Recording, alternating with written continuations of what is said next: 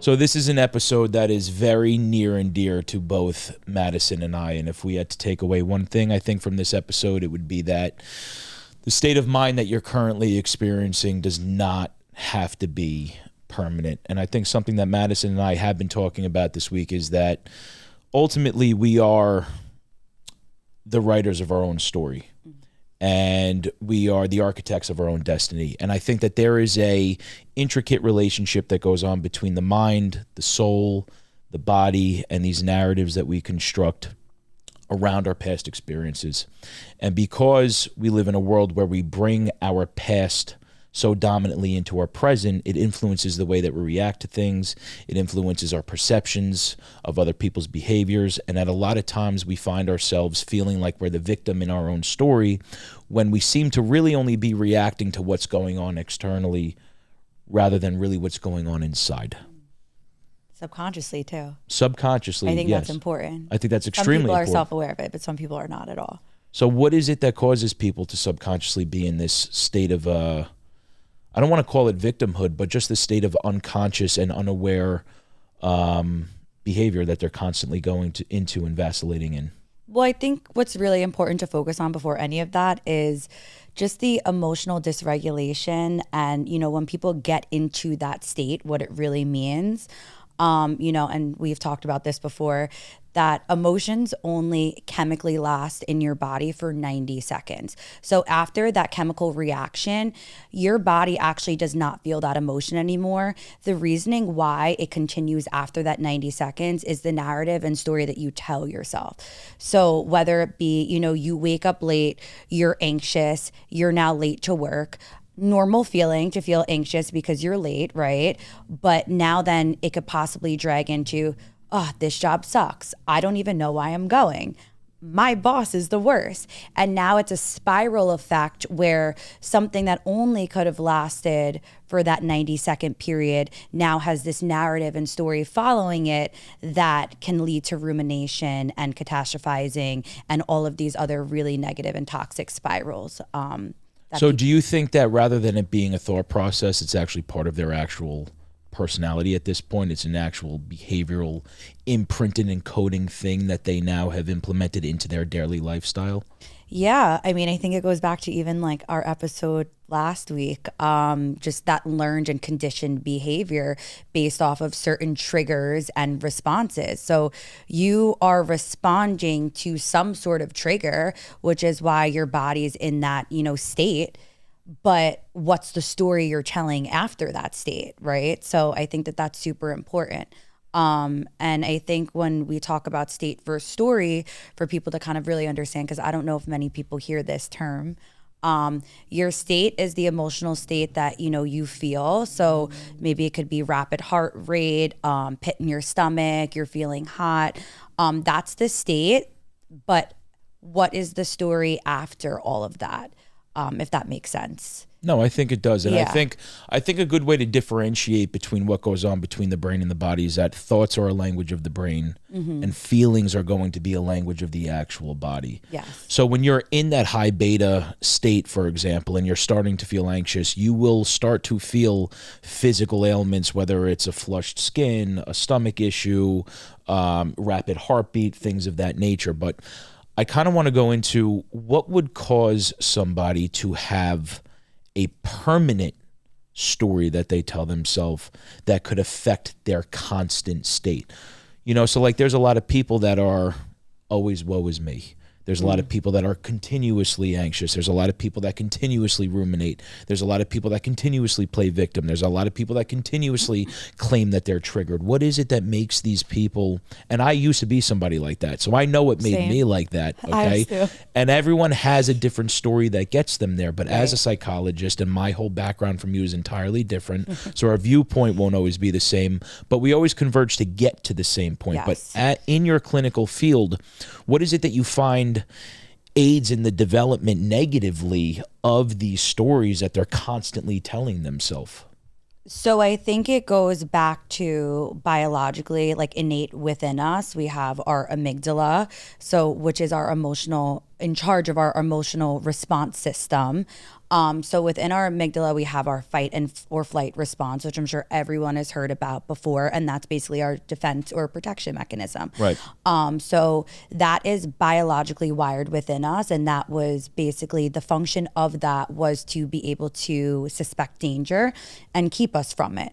However, like I said, previously in our last episode, our brain is not wired to understand the perceived danger. So when I'm saying danger, I don't mean that you're actually in danger. Whatever is perceived as danger to your body based off of past traumas or stressful situations or experiences is going to activate that response. So when your amygdala is activated, which Daniel Goleman, who is a psychologist, calls it the amygdala hijack, which is when that fight or flight response is basically turned on and you have all of these heightened emotions and you're in this heightened state, that is when you will become triggered and when you have these flood of different emotions. But what you do in that state is very important because you have two options. You could lead a narrative of positivity and resilience, or you could lead a narrative of negativity. And it's really up to you, where you would like to go. And it depends on people's history and kind of their coping mechanisms, if it's going to be that victimhood or if it's going to be, that more growth bounce back mindset. So we're not going to get too deep into this episode on trauma. Yes. But I do want to touch on it. Because I do think it's important when it does come into the play of these emotional hijackings, for example. Mm-hmm. So, everybody, when you ask them, and as a life coach that I've been doing, the first thing I ask a lot of my clients is, what is your trauma?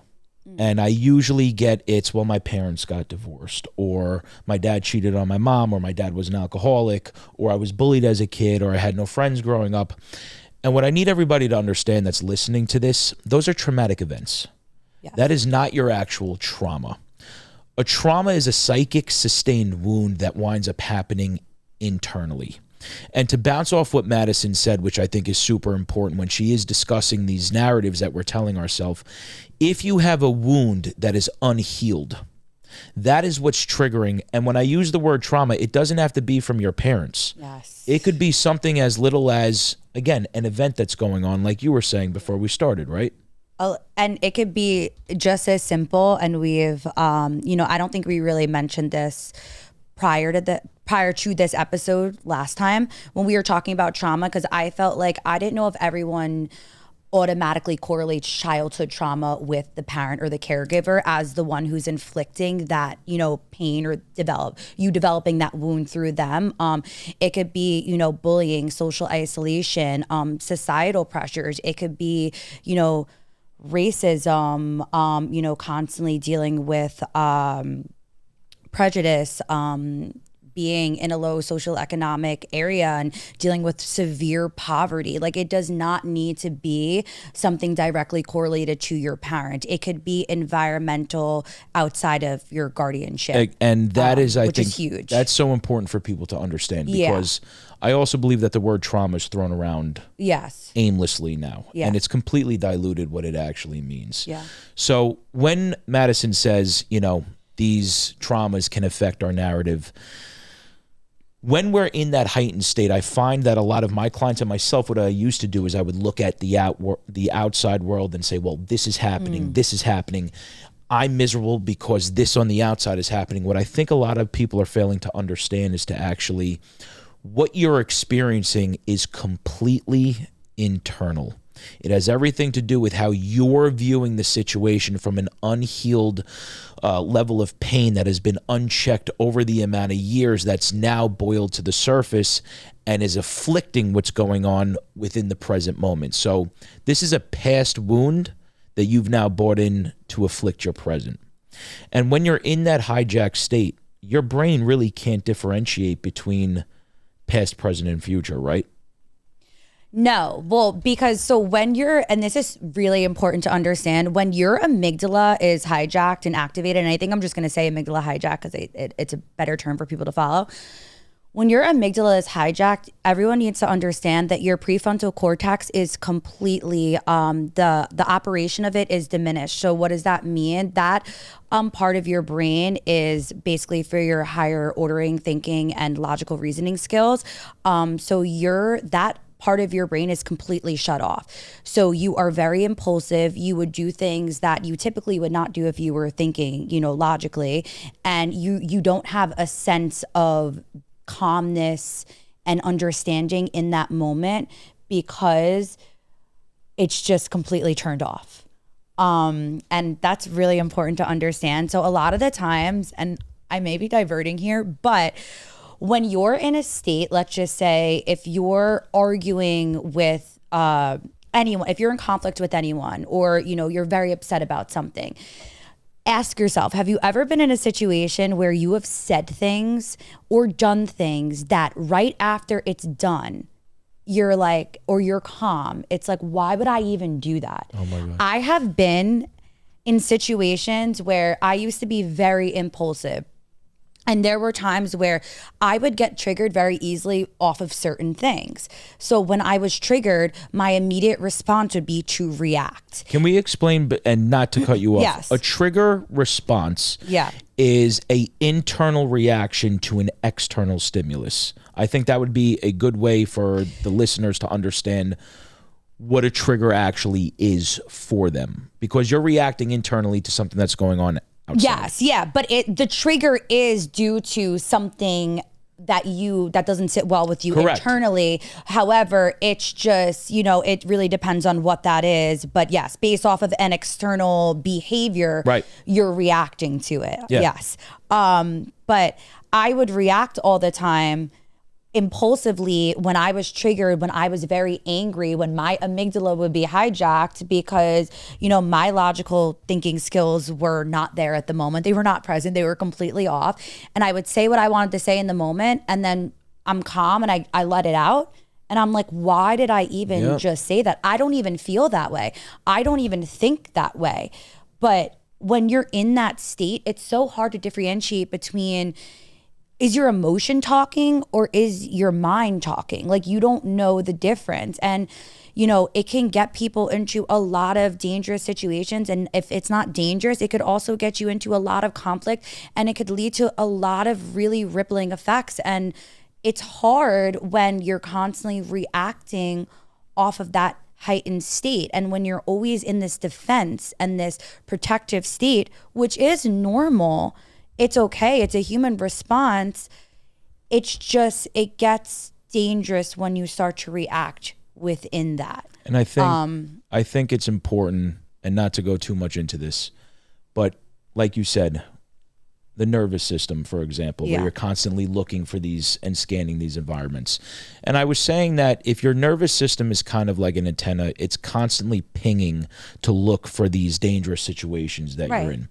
When we start to feel this level of emotional arousal, what's going on is a lot of what we're looking at isn't actually in the present moment, and we're in that fight or flight mode and defense mechanism mode because we're anticipating from past expectations what's going to happen. So we immediately get our back against the wall. Right. Something for me that used to happen, kind of very similar to you, was for a long time, my very initial response would just be visceral hate. And that was my nervous system saying, okay, go into protective mode right away. Yes. Defend yourself. Even if I defend. Yeah. Even if I knew that I wasn't in danger. And it's almost like having an outer body experience. I used to literally go outside myself, and for all my spiritual junkies, like astral project in the middle of an argument and watch myself spew venom and hatred at somebody. And there's one part of my brain where I could listen to saying, stop doing this. And the other part of my brain is like, no, like just keep hitting them as hard as you can, because I was pinging my self-defense mode constantly and I couldn't climb out of that it. angel versus devil. Yeah, like that's on your exactly shoulders. exactly it's like, what it was. In that moment, like your mind's talking to you like, don't do it. You know you don't want to go there. But then it's like you have this unhealed wound or unhealed process trauma that's there, or, stressful situation that's just pushing and pushing, like, just do it, Yep. go off. And I would pop off at any moment that I could. But you know what? It made me feel protected in that moment. Yeah. And I think that's something that I need everybody to, one, understand, and two, there's going to be a lot of people that are going to empathize with that, because there is unhealthy repression of anger, which I think then winds up leading to people being overly calloused, where their nerve endings to their emotional state of mind are completely severed, Right. or overly sensitized. Yes. And I was both at the same time. So it was a really hard way to live for a long time. I'm sure. And also, it doesn't need to be anger. I know a lot of people who within this state will shut down. Oh, yeah. Right? So they won't talk, The they'll avoidance. isolate, Yep. they'll escape. And I want to make this very clear. I don't think Ian and I are sitting here and trying to, like, put ourselves on a pedestal and say we got this figured out, because there are still times where both of us will slip up, and this is a normal human response for that, you know, you to be in that fight or flight. Like, it's very innate within us. You know, we have this biologically made within us to protect from danger. So it is normal to feel these feelings. I think where we're going with this is understanding how to regulate within those feelings, Absolutely. understand why you're feeling that way. And we also want to, you know, really speak on that external projection. And a lot of the times, which I don't think we really tapped into yet, people will tend to, in this state, avoid the discomfort, like I said last time, and they will just go towards that external blame, because it's easier for them than to really sit with themselves and think about, why is this, you know, something that's really deeply troubling for me. Well, that's the thing. It's very easy for us to search for a familiar hell rather than an unfamiliar heaven. Right. And like, that unfamiliar heaven is where we actually have to get comfortable being uncomfortable and start to look within without actually looking without, because it's very easy for us to project outward when we're at that heightened sense of state. And even when we actually come back down to our senses, if that narrative that we tell ourselves is part of our personality trait now, so let's say somebody is continuously just ruminating and everything is constantly woe is me, it's hard for them, even in a state where they're not in that high beta mode and they're not in that fight or flight mode, they're still going to constantly look at what's going on outside rather than going in. Right. And I think that's the hard part, to get people to separate the difference between the two. So even when they're calm and they can actually get back into their senses, how does somebody then develop a new narrative or a new story, or a new story that their body can also start to resonate with at the same time? Well, I think if you're ruminating, you're not in a calm place, because that means that you're not, you know, fully aware of what's going on. You're just sitting there perpetuating, you know, within your mind. It's like, you're not going to be actively listening to people. You're not going to be present in the moment. You know, your body within is still in this heightened state. I don't feel like ruminating is a calm place. I think that that actually is your sign that you are still in that protective or defense mode. And I think it's very important for people to understand what your body physically does in these moments, because everyone is different. Like, I might get a pit in my stomach and start to feel hot, where you might have racing thoughts and, you know, heavy breathing. So it's, everyone has something different. You know, rumination could be one of them, but you need to identify, you know, where that is for you and when you're feeling triggered. And then I always say, like, first step is identifying. I'm not putting the work in, but first identifying. And I tell people all the time, I was just telling a girl this morning, that it's okay to still live in what you want to change. Let's first identify it, you know, still go through it, like, still, you know, have those hiccups and still make that mistake over and over again. But now, while you're making the mistake, have that conscious, like, checkpoint in your head. Okay, I'm making this mistake. Because now your brain's going to start to become in tune with it and then recognize quicker. And then we could start to put those tools and solutions into play once your brain has been adapted to be able to even understand or, you know, be in that moment when you're having these behaviors. But, you know, going back to kind of tie everything in, what we were saying in terms of the state versus the story, it's very important to understand the state that we are in and be able to question our story. So a lot of the times I find that people will, And for everybody listening, the state that you're in is your physical feeling of the body, correct? yes, is when you're triggered, mad, sad, anxious, and within that you're gonna have rapid heart rate beat, fast breathing. You might feel hot. You might have a pit in your stomach. Whatever it is that you get physically when you're having these emotions, that feeling, and then the story. I'm sorry. When you are telling yourself a story after you are hurt by if someone did something to you, if things aren't going your way, you need to really question that story. And it's okay to dwell.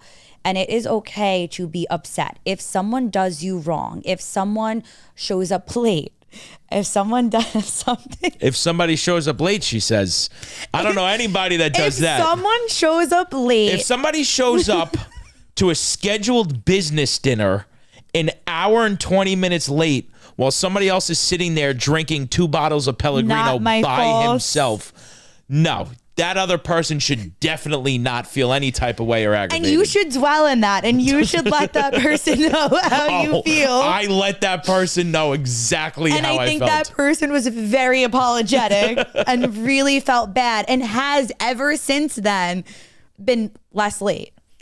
Less late. Still less working late, but on we're it. not even going to get into the other times before that where it was always 45 minutes, but it's no big deal. It's a bad habit that's trying to be broken. See, I'm not perfect. And this is what I still have my flaws that I'm working through. And anyone who knows me knows that I'm just religiously late. It's just a thing. I can't. It's unacceptable. I don't care what you say. It's unacceptable It is. on all accounts. It is. And it's erroneous. And I don't want to hear it anymore. It is. Continue. Okay. I actually have something to say. I just lost my train of thought. I So have you could something to just say. go. I'm going to go into the story mode, for example. Okay, because I you were think you should talking. focus on external blame. But you were talking about the amygdala hijack, and I also Yes. want to bring something up. And I think it's a really interesting technique that not only I have used, but it very much so ties in to what you were just saying about, okay, well, where's this coming from? It's that curiosity, right? So we have something called a limbic system in our brain as well. There is no internal clock for this part of the brain. It cannot decipher or differentiate between past, present, and future. No. And a lot of the things that I do for myself and for the people that I now coach is I have us sit with something that really, really bothers us to a point where we can either start to feel us crying coming on, anger, depression, we get that pit in our stomach. And I ask them to sit with this emotion, and then I have them say, okay, well, what are you feeling? And every time it's, well, I'm like reliving this all over again. Awesome. And that's exactly what I want to hear. Then I have them think of something that is really something that arouses them, that gives them joy, excitement, something that they love. And all of a sudden their feelings completely change. And now this part of the system, this limbic system, you can trick your brain and your body into either being completely submerged into the past or right in the present or right in the future. Yeah. And that is the whole point, going back to what Madison said, was get curious as to why you are feeling what you're feeling in that exact moment. Sit with it. Sit with it, because your brain cannot differentiate between what happened 15 years ago and what you're telling it's happening now. It's just wired into that perceived danger, right? So whatever happened, let's just say 15 years ago, let's just say you had a really bad heartbreak and someone betrayed you. Now that's an unhealed wound, or that's something that you never really process, and your brain can't, depict if that scenario is reoccurring or it's not, because you never really pushed through it and really was able to find like the forefront of why do you feel this way and you feel betrayed, but what could you be doing and how could you feel more confident, all of these different things.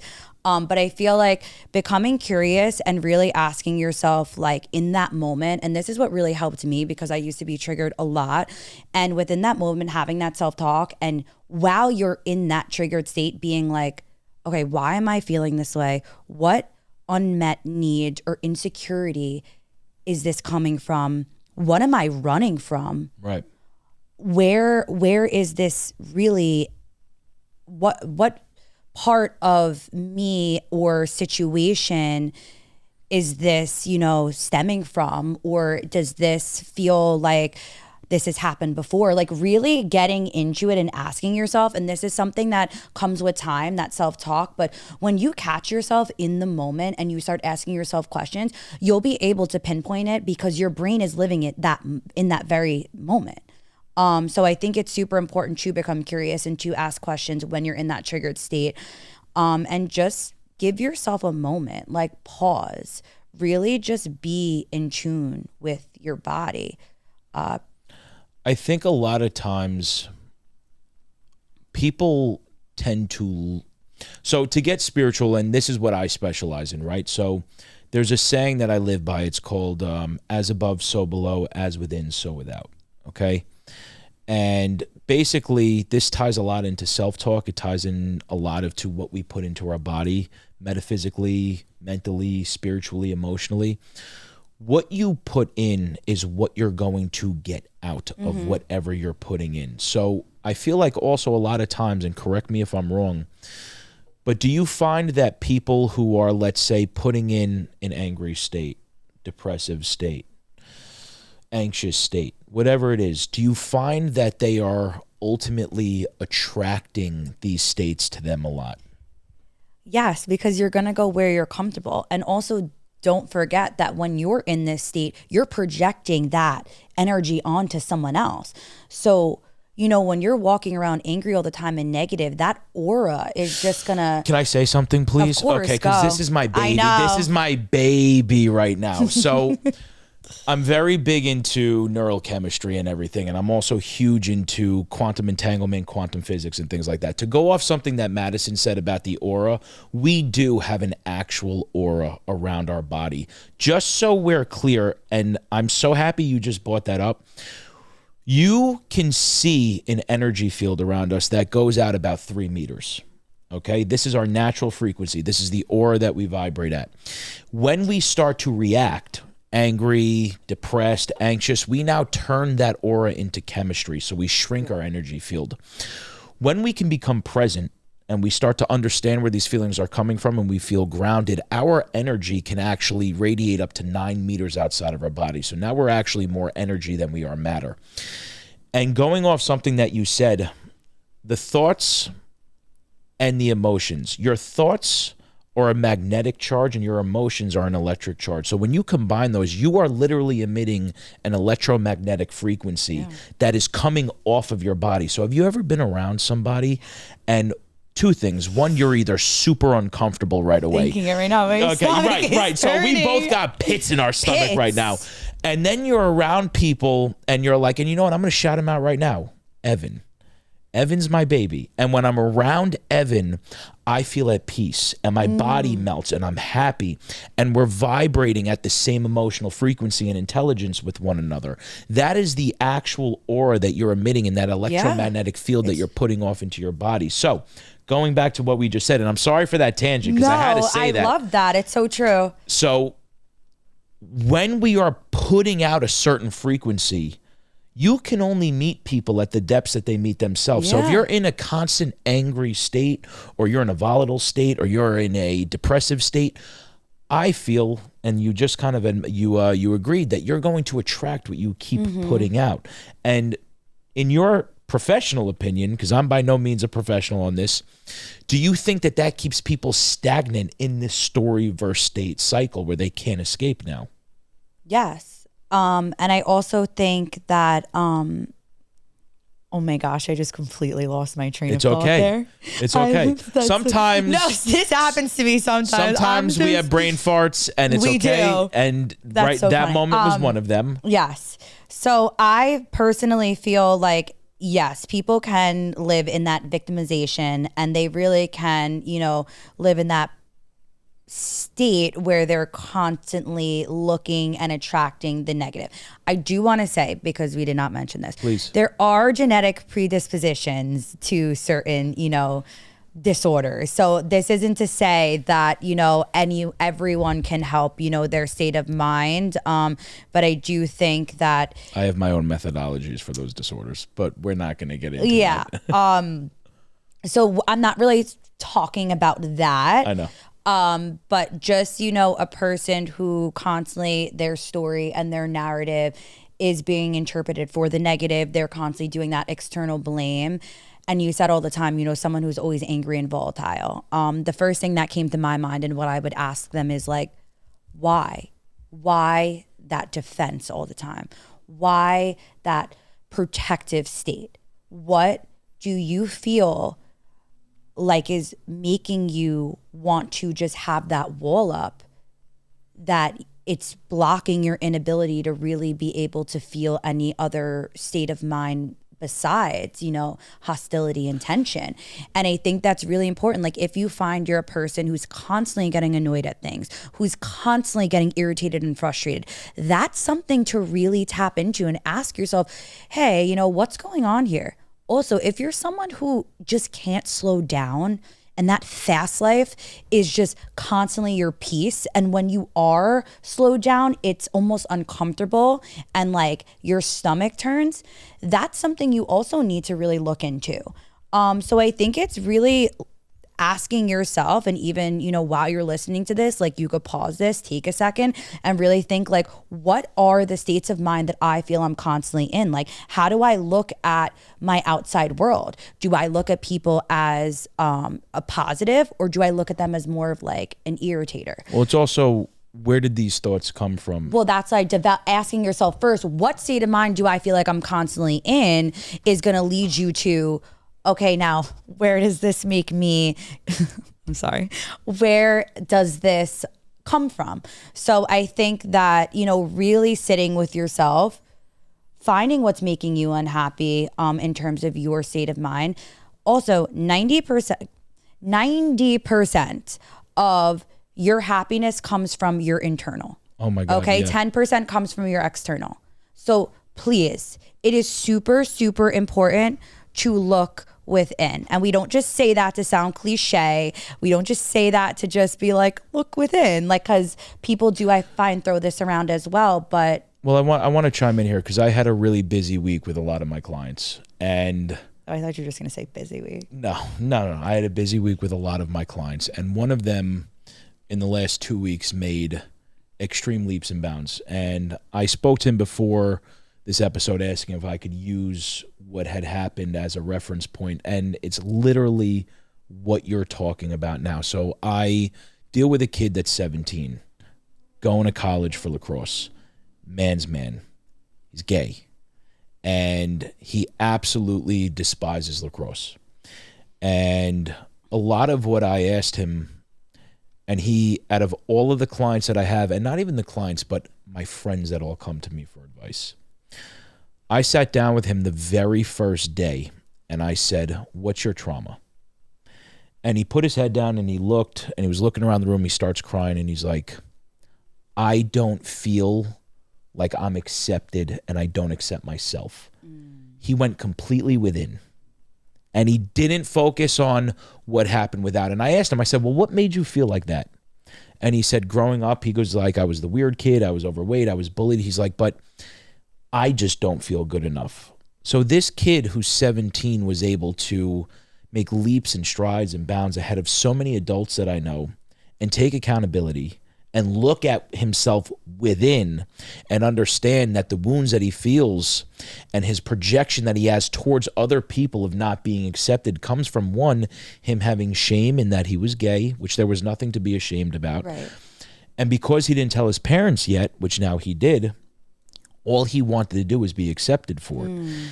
You will find very quickly that when you accept yourself for the narratives that you create, you actually transcend to a whole different level of healing. And this kid I just looked at, and he's 5'10", by the way. I'm not 5'10", okay? Ian's a petite prince. I'm a short, yeah. Yes. And I told him to come stand in front of me, and he's looking down at me, and I'm looking up at him. And I'm like, give me a hug. Oh. the kid broke down. Now his head is on my shoulder, okay, and I'm like hugging him while he's crying on me. But so cute. That initial reaction of just being accepted, Right. and having him accept himself in that moment, the kid went right to his parents, told his parents that he was gay, told his parents he didn't want to play lacrosse anymore, told his parents that he wanted to pursue his music career and things like that, and was immediately accepted by his parents. This whole kid's narrative and story for the rest of his life now is now changed. But think about it. His story for so long was that negative of I'm not going to be accepted. And that's what he was telling himself. Yep. So your behavior is guided by the story you tell. So if you're constantly going to feed yourself these negative narratives, that is what your brain is going to believe and think. However, if you actually move and take strides towards, having that courageous act of maybe having to speak to people about how you truly feel, opening up about your genuine, authentic self, not being afraid to really tap. I do. You love that word. I do. Not being afraid to tap into your wounds, your traumas, even a stressful situation that's happening in the moment. You will never get to a place of full confidence and really acceptance of yourself. So I find a lot of people will immediately, when they get this fight, flight, isolate from people. Oh, absolutely. They feel drained. So it's like, I need to isolate from you. I need to step away. And it's always the external that's the cause. But we're not looking at, why do you feel like you need to be away from others? Or why, like I said before, why are you so angry with other people? Or why are you so sad with others? And it always, and we say in psychology and CBT therapy, it's like the iceberg effect. So a client will come into you and say, oh, I'm upset that my friends don't like me. But that's not the core issue of what it really is. Correct. That's just what they think and are perceiving it is. But there's a deeper core problem, which could be, like you said, shame. It could be not feeling accepted. It could be, constantly feeling like you're not in tune with yourself. People pleasing. It could be it's something always a lot deeper than the initial problem. And I think that opening yourself up to understanding when you're triggered and in that fight, flight, and protective and defense mode, asking yourself those questions, but allowing yourself to feel that emotion, because again, it's normal. It's normal to be angry. It's normal to be sad. I also think, and because you said something about, wanting to open up and then going back and retracting and isolating. Mm-hmm. So there's something that happens that's called cognitive dissonance. And I'm sure you're more than aware of it. And for those that aren't aware of what that is, it's basically where you hold two or more contradicting beliefs, values, or attitudes. Mm-hmm. And a lot of what starts to happen when you start to ask yourself these questions, and maybe this was for me, I don't know if you had went through this, you wind up saying, okay, well, I want to connect, but then your nervous system, your wounds, your trauma, it takes back over, you get hijacked, and then because you go to comfortable. You get comfortable again. So, and again, your comfort is stuck. Comfort is not good by any means. Comfort also doesn't mean that it's right. So that's why you find a lot of people will resort to this story or this, learned behavior or bad habit because it feels comfortable for them. So for example, isolation. For example, when you're mad, you're reacting to someone and you're volatile. All of these responses feel comfortable for you and feel normal, but that doesn't make them right. It's just all your body knows. So it's going to be uncomfortable to, instead of wanting to argue with someone, to kind of lean back and be patient and not say anything. It's going to be uncomfortable for, you're usually running away from the problem and isolating from yourself, to address and confront someone. All of these things that are healthy traits are going to feel uncomfortable, but that's good. If you're uncomfortable, appropriately uncomfortable, I'm not talking appropriately uncomfortable, challenging yourself, you're in a good place. 100%, because you're in a great place. We said this at the beginning. You need to find discomfort. You need to find comfort in discomfort. Mm-hmm. And you will only find fulfillment ultimately, internally, mentally, physically, while having that struggle. You know, in order to get regulated, you have to get dysregulated. Yeah. And again, like we used even the gym as like in the last episode as an excuse. When you go to the gym, you have to tap your nervous system to get dysregulated in order for your body to wind up growing. It just winds up happening. You have to do the same thing with your mind and your spirit. You have to go through a grueling process. And in later episodes, we can go into maybe shadow work and what that's like and how that darkness will elicit the light, and you need to descend in order to ascend afterwards. And I think that the more that we stress to the fact that you have to get uncomfortable, you have to get comfortable being completely uncomfortable. And that starts with you looking within, that starts with you asking yourself questions, and that starts with you acknowledging that, you know what, maybe what's going on externally isn't the problem and what's happening internally is the problem. Right. And also, I feel like what is really huge to tap into is being able to really understand that, and I've said this 5 times already, it is okay to have these feelings, but to let your emotion control you is something that you cannot do. And you're gonna slip up, and I've slipped up before, Ian slipped up before. We're not perfect human beings, but the goal is to allow for us to be in control of our emotions, not our emotions be in control of us. And I think that this is the core message of this whole entire episode of, you know, really diving deep into that trigger of when you're feeling that in that protective and defensive mode, being able to be curious with it and identifying with yourself why and where is this coming from, taking a step back from external blame and really like becoming more self-aware and kind of exploring that area and knowing that, you want to know what, maybe this was a crappy thing that someone did to me today. You know, maybe they did disrespect me by coming late. I'm going to be pissed off at that for a second, and I'm going to allow myself to dwell on that. But I'm going to dwell in it appropriately. I'm not going to ruminate. I'm not going to catastrophize, and I'm going to make sure that I sit with it. I don't suppress it, but then I let it go. So whether that's you communicate a boundary to someone, whether that's... So what happens if somebody communicates a boundary, just, I don't know, hypothetically on somebody being constantly late, and that boundary just keeps getting crossed over and over and over? How then, you know what, let's talk about this for a second. How does somebody then navigate those kind of waters when their boundaries have been set and when they've made their feelings very self-aware, but sometimes the other individual just says, well, this is just how I am, accept it, take it or leave it. What does somebody do in a situation like that? So I think as long as there's progress being made and it's getting better every time, then that shows that someone's committed to change.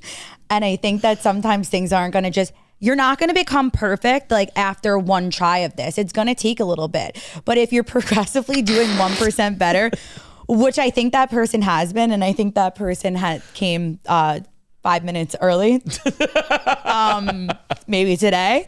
I think that you're in a good spot. So again, I reiterated this, and I'm going to reiterate this right now. Like I said in the previous episode, have self-compassion for yourself and understand that a lot of these things, you know, trying to stay present and not think of the past or the future, being able to become curious, asking yourself questions, positive self-talk, all of these things to explore your triggers and, you know, what activates that flight or fight response is going to take time. It's not something that happened overnight, but as long as you could implement even a 0.01% of these tools, I think you're in a good place. And I think, again, recognizing is the best start.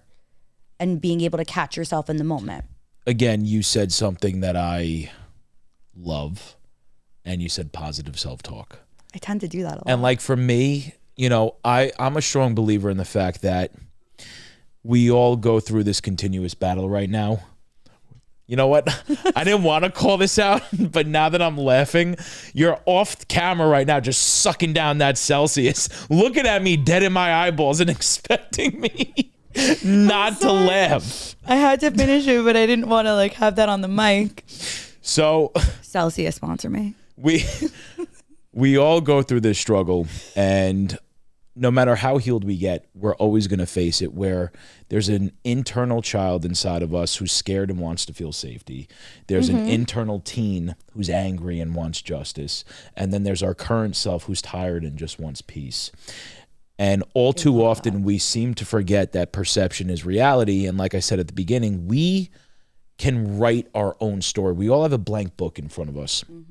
And in order to do that, rather than looking at things like everything's been taken from me or nobody wants to be with me. I said this in one of the other episodes that I did in a different podcast. You have to value the fragments that are left remaining when something goes wrong. And every time what's left, they're always going to be the strongest bits of you. We've all survived our hardest days that we thought that we'd never get out of bed. We've all survived the days where we never thought we were going to be happy again. We all survived the days where we never thought we were going to not feel anger again. And now we're here. Yeah. You look like you want to say something. That's really beautiful.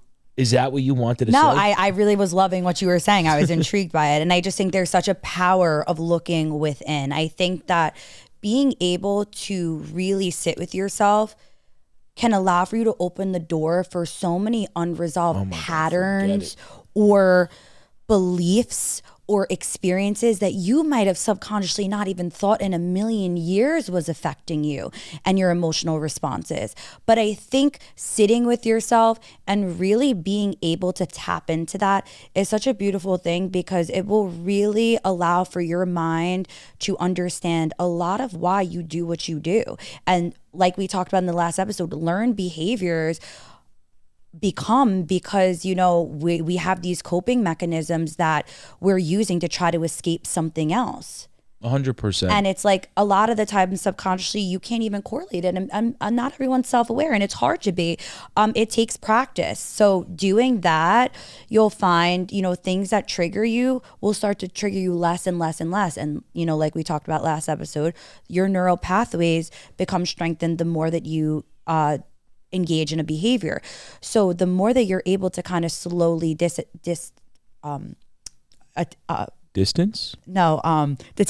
Ooh. Wow. Detach from, It's that Celsius. you know, detach from that old behavior and replace it with something that's healthy.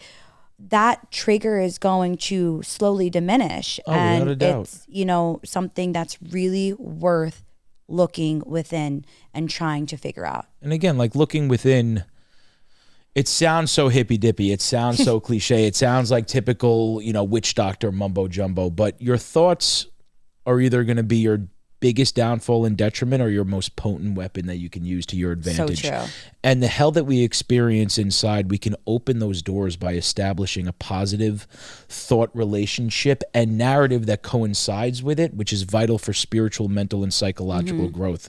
And in doing so, I feel like people will quickly understand that the feelings of resentment towards others and any self-doubt that they have came from nowhere except their own perception of thought. And when you come to that realization, you'll begin to cultivate this inner sanctuary, which fosters resilience, and then it fosters that self-compassion.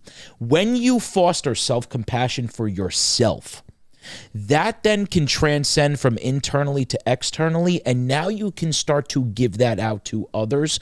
And like I said before, as within, so without, as above, so below, you will attract what you're putting out. And I will say this too, what's worked for me, and I'm just thinking of, you know, some different tools, is I normally, if I become triggered, I allow myself to like feel that emotion. Like I'll text you or something. Oh, or someone. tell me about it. I'll just, you know, say I'm frustrated. I'll vent it out. And then I kind of just, you know, drop it. And that sounds very, you know, it's easier said than done. But I give myself a time limit on when I could feel this way. I will not do it during work time. If I'm driving, if I'm showering, things where I don't have to be productive, I will use that time to think about that, you know, situation that, you know, I don't want to suppress but I want to dwell on for a little bit and kind of move past the emotion.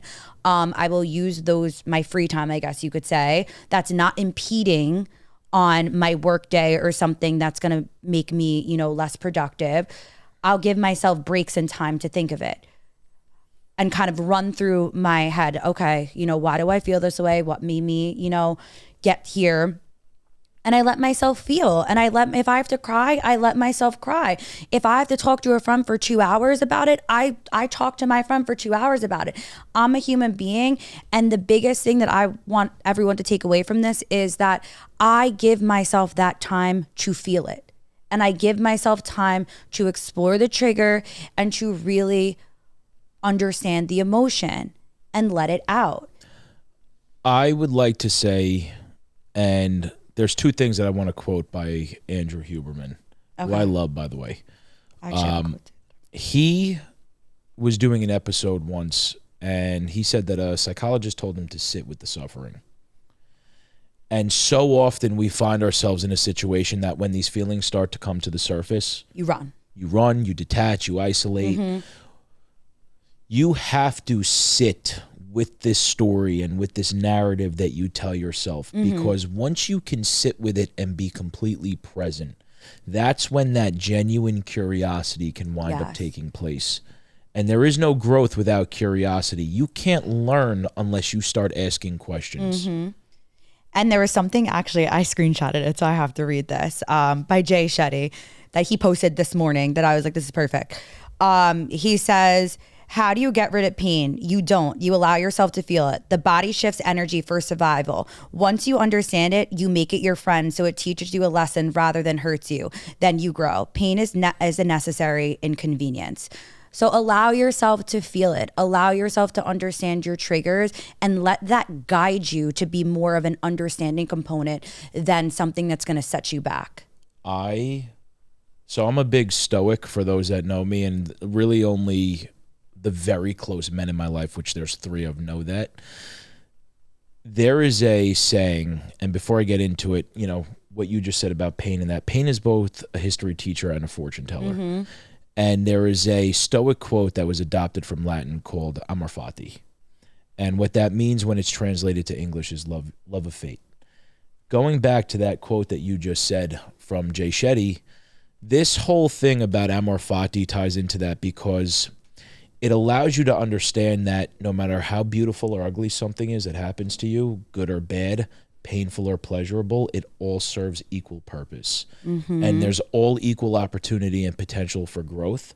And it prompts the psychological development for you to understand that rather than looking at things as obstacles, you can start looking at them as opportunities. So you have to be able to use the bad in order to alchemize some good out of it. And if you never experience the bad, you don't know what good is. No, it's yin and yang. If there's no light, there's no dark. If there's no good, there's no bad. Life is a paradoxical nature. And I actually did a post on this a little while ago, and now I think we're going off topic, but I don't care. You have to be willing to take the weight from something in order to grow. So however much you're willing to accept the opposite of something in life is how much you're willing to actually excel forward. And what I mean by that is, in order to learn something new, you're going to feel dumb. In order to establish better relationships with new people, you have to set boundaries. In order to save money, you're going to wind up feeling broke. In order to heal, you're going to have to tap into those wounds and feel broken. Right. So life is a paradox. You have to experience the opposite to actually wind up growing in its unison. Yeah, and I think all of those examples are, different rationales for why that amygdala would be activated for fight or flight. 100%. And it just really, and I think that kind of, ties everything together of there's always going to be something. It's just, like we've been saying, the story that you tell yourself and really how you want to lead. So like I said earlier, we could lead with a negative and we could kind of remain in that spiral and victimization, or we could lead with that curiosity and positivity and use this as fuel and fire to be able to understand ourselves and really develop better habits and an understanding for oneself and good qualities and, being able to really tap into that. Something that my mentor told me was write down who you want to be and the personality traits that coincide with that person. And then write down what you're feeling in this exact moment. And if those personality traits don't mesh and they don't align, then you know that there's work to be done. And I think that's super important because, again, a little tool like that, you can actually just begin to self-analyze very slightly where you might be in lack of fulfillment-wise internally and start to hyperfixate and focus on how you can wind up getting there. And again, I'm a big believer in what I said earlier, quantum entanglement. Everything already belongs to you in a vibrational and frequency exchange. So if you want to believe that you are somebody and you start living your world as that person, you are going to wind up becoming there because, again, going to your limbic system, your brain's not going to differentiate if you are already that human being that you're striving and desiring to be. You can trick yourself into being that and then attract exactly what comes through. Yep. You like that? Love it. I know you do. Yeah. I think that we kind of really... With this episode, and I think next week, are we going to go into... What we talk, yeah. So this episode really sets up something that is going to be very personal for me next week. I feel like kind of to me too. I think I'm going to tap into it a little bit. Okay. And we didn't get too much into the trauma aspect. We didn't get too much into how the nervous system ties into the trauma aspect. But I think going over that whole story versus state and the narrative that we tell ourselves, it's really going to come full circle to an episode that I think is really going to hit home for a lot of people next week. Yeah. I think more than we actually think. We're not going to get into what it actually is, but it's definitely something that it's going to be a good one. Yeah. Tune in. Yeah. Wait, hold on. Like, comment, subscribe, tell your friends, repost us. Look at that. I don't know. Mindful Conversations podcast. Thank you.